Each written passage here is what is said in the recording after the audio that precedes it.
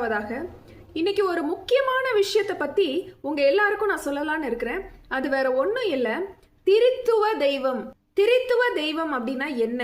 சிலர் என்கிட்ட கேட்குறாங்க, பிதாவேன்றீங்க, இயேசு கிறிஸ்துன்றீங்க, ஆவியானவர்ன்றீங்க, 3 பேரை சொல்றீங்க, அப்போ உங்களுக்கு 3 கடவுள் இருக்கிறாரா அப்படின்னு கேட்குறாங்க. இப்ப நாங்க ஜெபிக்கணும்னா பிதாவின் இடத்துல ஜெபிக்கணுமா, இல்ல இயேசு கிறிஸ்துவின் இடத்துல ஜெபிக்கணுமா, இல்ல ஆவியானவர் இடத்துல ஜெபிக்கணுமா அப்படின்னு கேக்குறாங்க. இயேசு கிறிஸ்து இந்த உலகத்துல இருக்கும் பொழுது அவரே பிதாவை பார்த்து ஜெபிச்சாரு. அப்போ பிதாவை பார்த்து அவர் ஜெபிச்சாருன்னா அப்ப இயேசு கிறிஸ்து தெய்வம் இல்லையா? அவருக்கு ஒரு அப்பா இருக்கிறாரா? அவரு தான் தெய்வமா அப்படின்னு நிறைய கேள்விகளை அநேகர் கேட்கறது உண்டு. இது எல்லாத்துக்குமே உங்களுக்கு ஈஸியா புரிஞ்சிக்கிற மாதிரி ஒரு சில விளக்கங்களை நான் உங்களுக்கு சொல்லலான்னு இருக்கிறேன். இது புரிஞ்சிக்கிறது அவ்வளவு பெரிய கஷ்டம் இல்ல, இது ரொம்ப சுலபமான காரியம்தான். இந்த வீடியோல பிதாவாகிய தேவன் யாரு, இயேசு கிறிஸ்து யாரு, ஆவியானவர் யாரு அப்படிங்கறத நான் தெளிவா இந்த வீடியோல உங்களுக்கு விளக்கி சொல்றேன். நீங்க புரிஞ்சுக்கிற மாதிரியான விதத்துல நான் உங்களுக்கு சொல்லி கொடுக்கிறேன். வேதத்துல இருந்தும் அநேக வசனங்களை எடுத்து போதித்து உங்களுக்கு நான் சொல்லி கொடுக்கலான்னு நினைக்கிறேன். யாத்ராகமம் 20வது அதிகாரம் 3வது வசனத்தை நீங்க பாத்தீங்கன்னா அந்த வசனம் இப்படி சொல்லுது, என்னை அன்றி உனக்கு வேற தேவர்கள் உண்டாயிருக்க வேண்டாம். அதாவது தேவன் ஒருவரே, அந்த ஒரே தேவன் தான் வானத்தையும் பூமியையும் ஆளுகை செய்த, இந்த அண்ட சராசரங்களையும் சிருஷ்டித்து ஆளுகை செய்கிற ஒரே தேவன் தான். அவரை தவிர வேறு தெய்வங்கள் இல்லை. அவரே ஒரே தேவனாய் இருக்கிறார். அவரே மணிபுத்திரனுக்கு தேவனாய் இருக்கிறார்.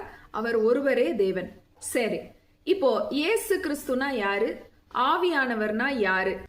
உங்களுக்கு புரிஞ்சுக்கிற மாதிரி சொல்லணும்னா, இப்போ நான் இருக்கிறேன், நான் ஒருத்தி தான். ஆனா நான் 3 பரிமாணங்கள்ல இருக்கிறேன். எப்படி அப்படின்னு கேட்டீங்கன்னா, நான் என் தாய் தகப்பனுக்கு மகளா இருக்கிறேன். அதே போல நான் என் மகனுக்கு தாயா இருக்கிறேன். அதே போல என்னுடைய கணவருக்கு நான் மனைவியா இருக்கிறேன். நானே 3 விதங்கள்ல இருக்கிறேன். எனக்குள்ள ஒரு ஆவி இருக்குது, ஒரு உயிர் இருக்குது. அந்த உயிர் என்னை விட்டு போயிடுச்சுன்னா இந்த உடலுக்கு வேல்யூ இல்லை. அந்த ஆவி எனக்குள்ள இருக்குது. அந்த ஆவி தான் என்னை இயக்கிக்கிட்டு இருக்குது. அப்படித்தானே? இதே மாதிரி தான் தேவனும் 3 பரிமாணங்கள்ல இருக்கிறார். பிதாவா இருக்கிறார்.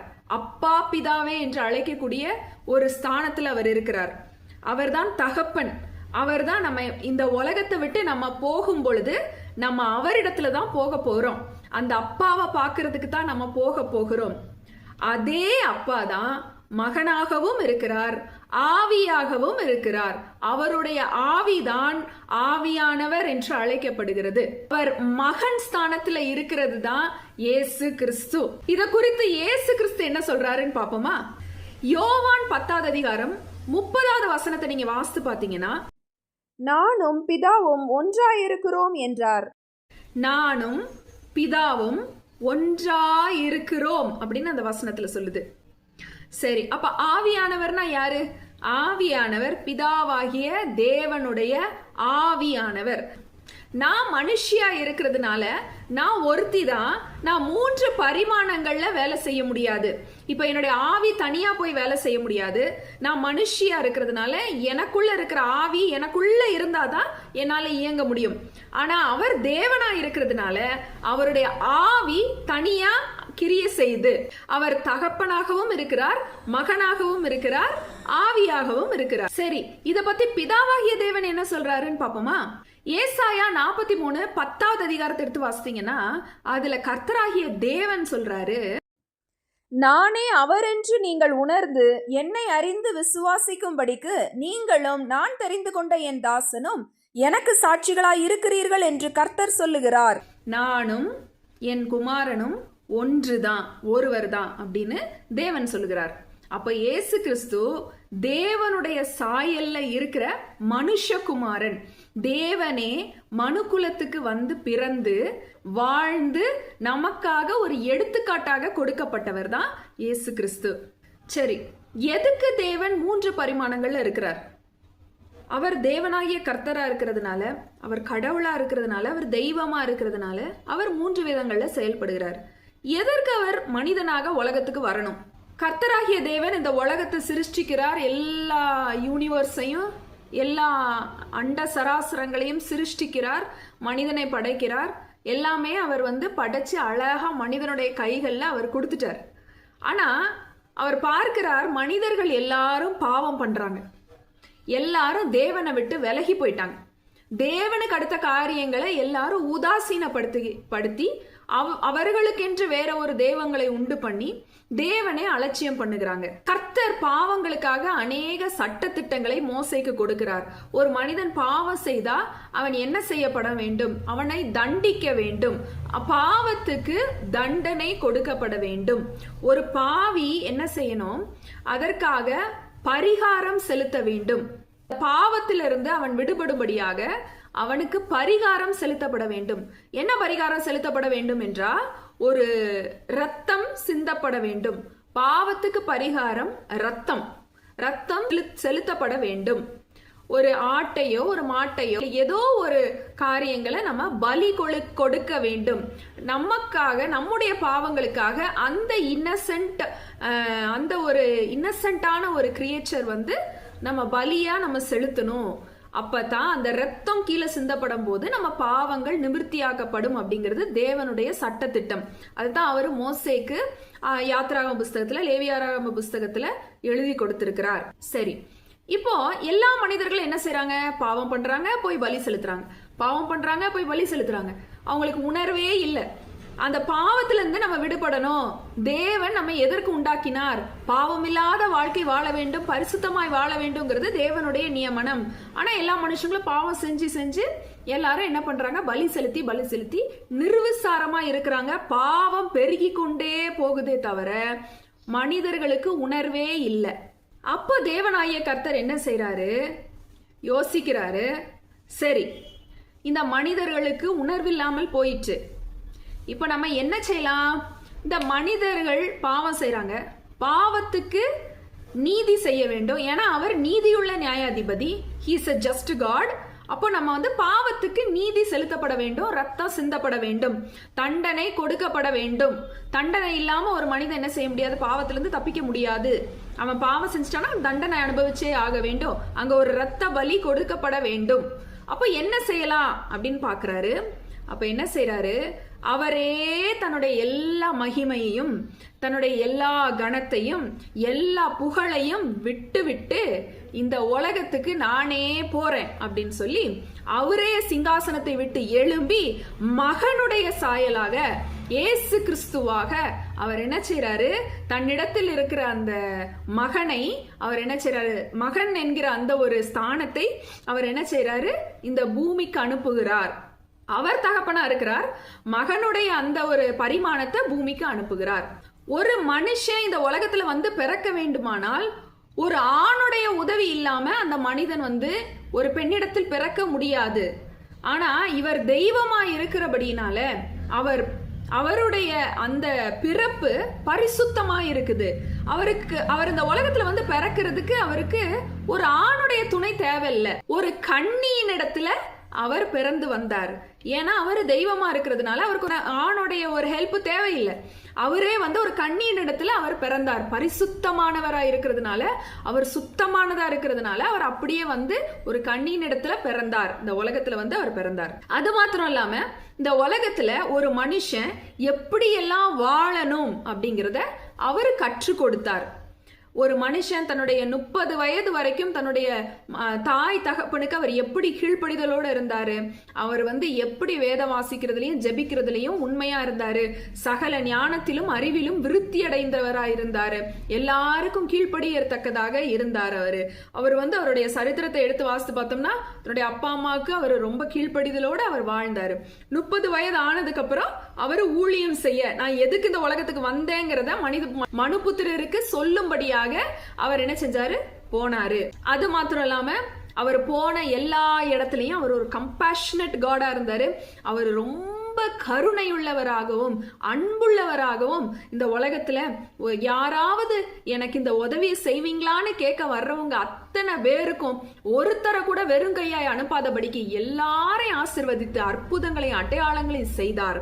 ஏன்னா அவர் மனுபுத்திரன் ரொம்ப இப்படித்தான் ஒரு மனிதன் வாழ்ந்து காட்ட வேண்டும் அப்படிங்கிறதுக்கு இயேசு கிறிஸ்து தான் சிறந்த ஒரு எடுத்துக்காட்டாக இந்த உலகத்துல இருந்தாரு. சரி, அப்ப இயேசு கிறிஸ்து கல்யாணமே பண்ணலையா, அப்ப நம்மளும் கல்யாணம் பண்ணக்கூடாதா அப்படின்னா அப்படி இல்ல. அவர் குடும்பத்தை கனம் பண்ணினாரு, கணவன் மனைவியாய் இணைக்கப்படுவதை கனம் பண்ணாரு. அதனாலதான் அவர் கானா ஒரு கல்யாணத்துக்கு போய் அங்கதான் முதல் அற்புதத்தை அவர் தொடங்கினாரு. அதனால இயேசு கிறிஸ்து அவர் திருமணம் பண்ணி கொள்ளல, ஆனா நம்ம திருமணம் பண்ணுகிறது தவறுன்னு அவர் சொல்லல. அதனால அவர் அந்த குடும்பத்தை கனம் பண்ணினார். சரி, அப்போ இயேசு கிறிஸ்து சிலுவையில மரிச்சாரு, அப்ப இப்படித்தான் நம்மளும் சிலுவையில மரிக்கணுமா நம்ம பாவத்துக்காக அப்படின்னா இல்ல. அவர் எதுக்காக இந்த உலகத்துக்கு வந்தாரோ அதை தான் அவருடைய 33வது வயதுல அவர் நிறைவேற்றினார். எதுக்காக இந்த உலகத்துக்கு வந்தாரு? எல்லா மனுஷங்களும் பாவம் செஞ்சாங்க, பாவம் பெருகி போயிடுச்சு. இந்த எல்லா மனுஷங்களுடைய பாவத்துக்கும் தண்டனை கொடுத்தாகப்பட வேண்டும். அது மாத்திரம் இல்லாம எல்லா மனுஷனுக்கும் நீதி கிடைக்க வேண்டும்.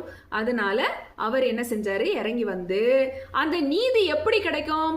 சரி, என் பிள்ளைங்க பாவம் செஞ்சுட்டாங்க, நான் தான் படைச்சேன், அந்த பிள்ளைங்க எல்லாம் பாவம் செய்யறாங்க, ஆனா அந்த தண்டனைய எனக்கு தாங்க, நான் ஏத்துக்கிறேன், நானே என் பிள்ளைங்களுக்காக பலியாகிறேன், நானே அவர்களுக்காக மரிக்கிறேன், என்ன அடிங்க, அவங்கள அடிக்காதீங்க, என்ன அடிங்க, ஏன் ரத்தம் சிந்தப்படட்டும், அநியாயமாய் அந்த மிருக ஜீவன்களுடைய ரத்தம் சிந்தப்பட வேண்டாம், அதுக்கு பதிலா ஏன் ரத்தம் சிந்தப்படட்டும், நான் என்ன அடிக்கிறதுக்கு ஒப்பு கொடுக்கிறேன்னு சொல்லி நமக்காக அவரே இறங்கி வந்து சிலுவையிலே நமக்காக அடிப்பட்டவராய் நொறுக்கப்பட்டவராய் நமக்காக மரித்தார்.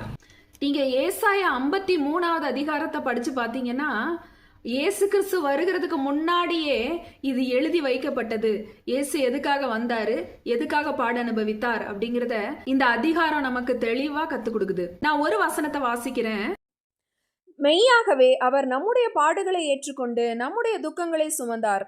நாமோ அவர் தேவனால் அடிபட்டு வாதிக்கப்பட்டு சிறுமைப்பட்டவர் என்று எண்ணினோம். அவர் நம்முடைய பாவங்களை சுமந்து தீர்ப்பதற்காக அவர் பரலோகத்தை விட்டு, பரலோக மகிமையை விட்டு இறங்கி வந்து இந்த உலகத்துல நமக்கு கிடைக்க வேண்டிய தண்டனையை அவர் மேல ஏற்றுக்கொண்டு அவரே நமக்காக தன் இரத்தத்தை சிந்தி நமக்கு பாவ பலியாக, பாவ நிவாரணமாக அவர் என்ன செஞ்சாரு? நமக்காக வந்து மரித்தார். சரி, ரத்தம் சிந்தப்பட்டாச்சு, நம்முடைய பாவங்கள் எல்லாம் நிவிர்த்தி ஆயாச்சு. இப்போ அவர் தெய்வ சாயலாய் தெய்வமாய் இருக்கிறதுனால ஒரு மனுஷன் இறந்து 3 நாளில் உயிரோட எழும்பி வர முடியாது. ஆனா அவர் தெய்வமாய் இருக்கிறதுனால 3ஆம் நாளிலே அவர் மரணத்தை ஜெயித்து எழும்பினார். எதுக்காக அவர் மரணத்தை ஜெயித்து எழும்பினார் அப்படின்னா, இந்த உலகத்துல நம்ம மரிச்சாலும் நம்ம கண் விழிக்கும் பொழுது பிதாவோடு கூட பரலோகத்துல இருப்போம். ஏன்னா அதை அவர் நமக்கு காண்பித்து விட்டு போயிருக்கிறார். அவர் உயிர் தெழுந்ததுனால நாமும் நம்ம மரிக்கும் போது இந்த உலகத்தோட நம்மளுடைய முடிவு இல்லை. நம்ம கண் திறக்கும் போது நம்ம பரலோகத்துல பிதாவோடு கூட பரலோகத்தில் இருப்போம். நமக்கும் உயிர் தெழுதல் உண்டு. அவர் உயிர் தெழுந்ததுனால நமக்கும் உயிர் தெழுதல் உண்டு. நம்முடைய வாழ்க்கை 80 வருஷமோ 70 வருஷமோ இந்த உலகத்தோட முடிஞ்சு போயிடும். இந்த உடல் அழிந்து போயிடும். ஆனா நம்ம ஆத்துமா பரலோகத்துல கர்த்தரோடு கூட forever and ever and everன்னு சொல்லக்கூடிய நித்தியமான நாட்கள்ல, நித்திய காலம், அதற்கு முடிவே இல்லை. That is what is called eternity அப்படின்னு சொல்லுவாங்க. அந்த நித்திய காலமா நம்ம அவரோடு கூட வாழ போகிறோம். அந்த நம்பிக்கை நமக்கு இருக்கு. ஏன்னா நம்ம அவரை விசுவாசிக்கிறோம், நம்ம அவரை நம்புறோம், நம்ம அவரை ஏற்றுக்கொண்டோம். இதுதான் வழின்னு நம்ம தெரிஞ்சுக்கிட்டோம். சரிங்களா? அதனாலதான் அவர் உயிர் தெழுந்தார். அவர் உயிர் தெழுந்து இப்போ பிதாவின் வலது பார்சத்துல இருக்கிறார். அவர் போகும்போது ஒரு காரியம் சொல்லிட்டு போனாரு. என்ன சொல்லிட்டு போனாருன்னு பாப்போமா? நான் போய் உங்களுக்காக ஸ்தலத்தை ஆயத்தம் பண்ணின பின்பு நான் இருக்கிற இடத்திலே நீங்களும் இருக்கும்படி நான் மறுபடியும் வந்து உங்களை என்னிடத்தில் சேர்த்து கொள்ளுவேன். நான் போறேன், ஆனா நான் திரும்பி வருவேன். அவர் முதல்ல குமாரனாய் வந்தாரு, ஆனா இப்போ 2வது வாட்டி அவர் வரப்போறாரு. அவர் வந்து நம்ம எல்லாரையும் அவரோட கூட பரலோகத்துக்கு கூட்டிட்டு போக போறாரு. அவருடைய 2வது வருகை சீக்கிரத்துல இருக்கும். இது கடைசி காலமா இருக்கிறதுனால வேதத்துல சொல்லப்பட்ட எல்லா அற்புதங்களும் அடையாளங்களும் நடந்து கொண்டு இருக்கிறதுனால நம்மளால கிளியரா பார்க்க முடியுது இது கடைசி காலம்னு. அவர் சீக்கிரத்துல வர போறாரு. அவர் வந்து நம்ம எல்லாரையும் அவரோட கூட என்ன செய்ய போறாரு? கூட்டிட்டு போக போறாரு. சரி, ஆனா அவரு போகும்போது ஒரு காரியத்தை சொல்லிட்டு போனாரு. யோவான் 14வது அதிகாரம் 26வது வசனத்தை நான் வாசிக்கிறேன். என் நாமத்தினாலே பிதா அனுப்ப போகிற பரிசுத்த ஆவியாகிய தேற்றரவாளனே எல்லாவற்றையும் உங்களுக்கு போதித்து நான் உங்களுக்கு சொன்ன எல்லாவற்றையும் உங்களுக்கு நினைப்பூட்டுவார்.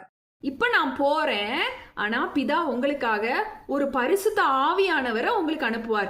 நான் ஏற்கனவே சொன்ன மாதிரி அவர் தெய்வமா இருக்கிறதுனால பிதாவினுடைய ஆவியானவர் அவரும் என்ன செய்யறாரு? இந்த உலகத்துல நமக்கு உதவி செய்கிறார். எப்படி உதவி செய்கிறார்? இயேசு கிறிஸ்து மேல போனாதான் பரிசுத்த ஆவியானவர் கீழே வர முடியும். பரிசுத்த ஆவியானுடைய வல்லமையை நாம் பெற்றுக்கொள்ள முடியும்.